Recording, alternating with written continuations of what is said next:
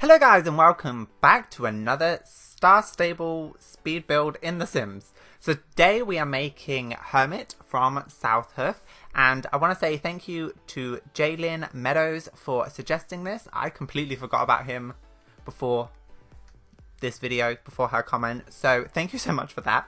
So yes, today we are back with another speed build episode where we are making the Hermit and the Hermit's Cottage. So this one was kind of easy to do, but also at the same time it was kind of difficult because everything was so simple in a sense. Like his outfit is it's just basically a black jacket with like brown trousers and shoes, and there's no real like distinct details of him. And as you see right now, I'm just going through trying to make the face look a little bit different. The Hermit does have quite big lips as well, which I didn't really notice.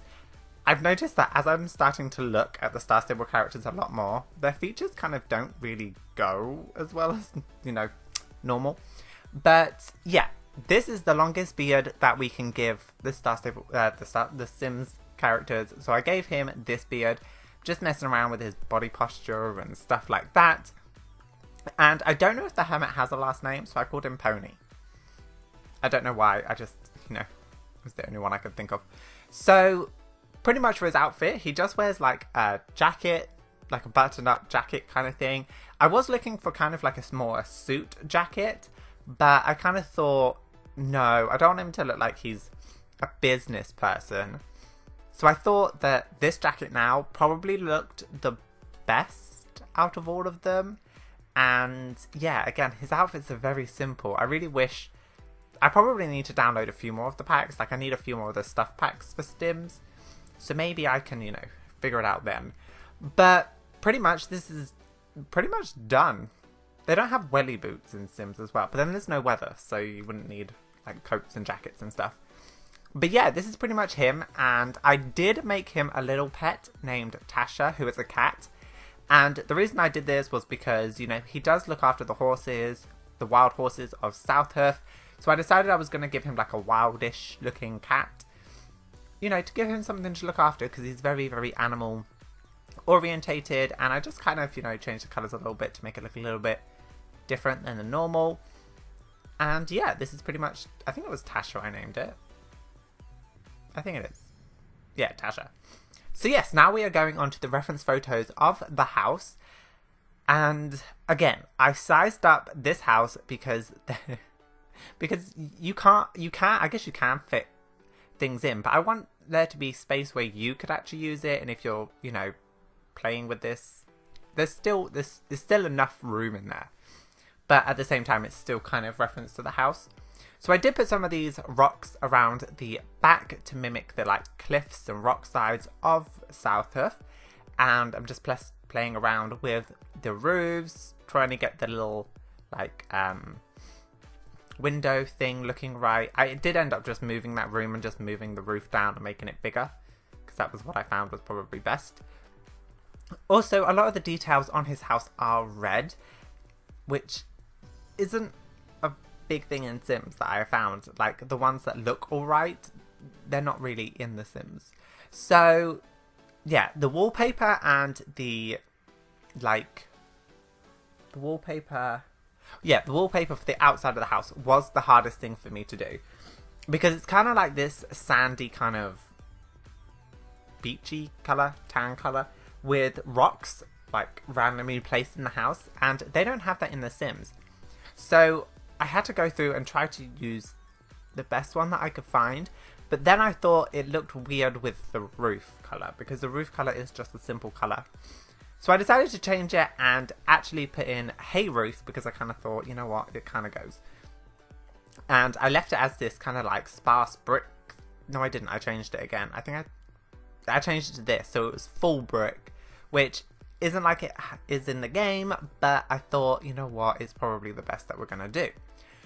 So now we're moving on to the outside, where there's only 3 windows in this build besides the window up top. And yeah, the stairs I could not get to match. This house is so all over the place. It's so mismatch of stuff, and I mean, it doesn't look terrible. I also had a giant problem with putting down fences, because if I put a fence down on the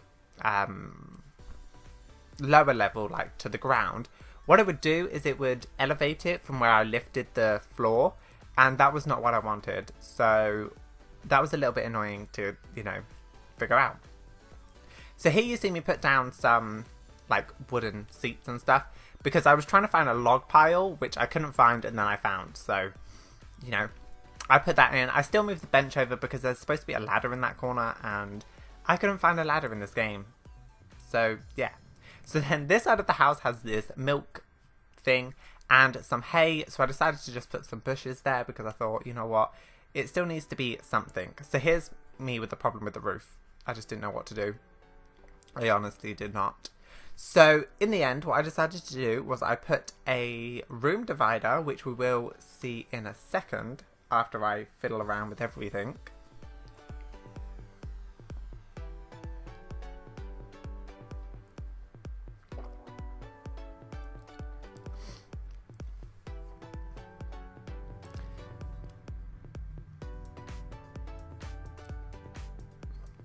So yeah, here we go. This is the like twigs that I use. Maybe in a minute I'll come up. There we go. And I thought this was best because it's kind of like outdoorsy. Plus, it was the only thing I could find that I could put down on the actual ground. So it, and you know, kind of give more like a fenced in area.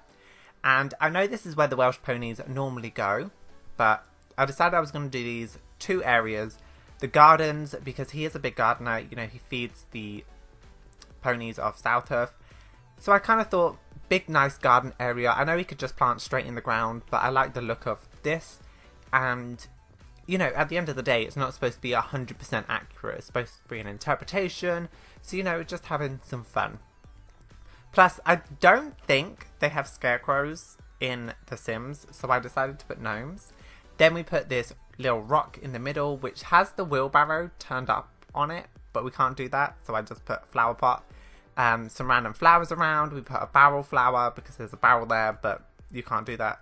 It's just, I don't think there is just a barrel in The Sims. I haven't been able to find one yet.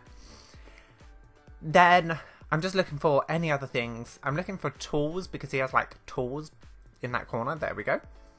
And just a quick save. And then I'm just adding some more stuff on the outside, and I think we're pretty much done here.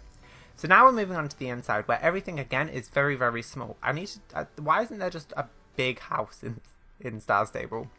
But pretty much I did the kitchen. I tried to go a bit more like rustic old style, but I don't think I did a good job because my sense of style is not great.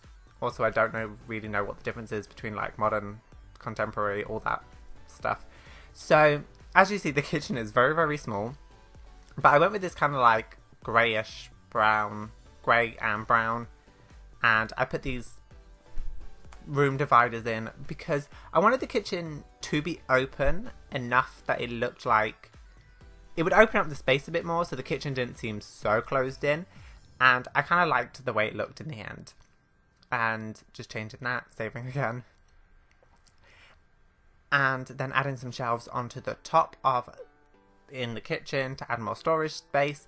And I tried to keep things quite simple. I didn't try to add too many like clutter items, too many things, because I didn't think that would be the way he'd have his house. I thought his house would be very minimal, kind of like the basics. He's very much like, you know, this is my area, I don't need much. So yeah, I kind of, you know, just gave him a small bedroom. I gave him a small bathroom. I do change out the mirror that's in his bedroom for a single desk and a computer because, you know, again, it's The Sims. They will need to have some type of fun, as there's no TV in here either. So yeah, there we go. Just adding a carpet. I didn't add too many like carpets and pictures all over the wall because I didn't think he'd have it, but, and who knows, I could be wrong. And what else did I do? Oh yeah, I changed the floors obviously, and I added paint, wallpaper, which I did keep quite simple and the same for a lot of the builds, just because I didn't think he'd be one of those people to like decorate every single room and stuff like that. And so here I am adding a few just clutter items, just to make it look a little bit more like lived in, but not too much. Plant on the table, and now I'm getting a mirror and a picture for his bedroom, and then this will be done. So now we're going to go on to the screenshots of what this looks like, and yeah, definitely let me know what you guys think of this build, and if there's anywhere else in Jorvik that you would like me to try and build with the character. And yeah, I have a whole bunch of these now. I'm so excited, I can't wait to get on to the next ones. Definitely let me know what you guys think, and if there's any others that you can think of, and I will see you guys next time.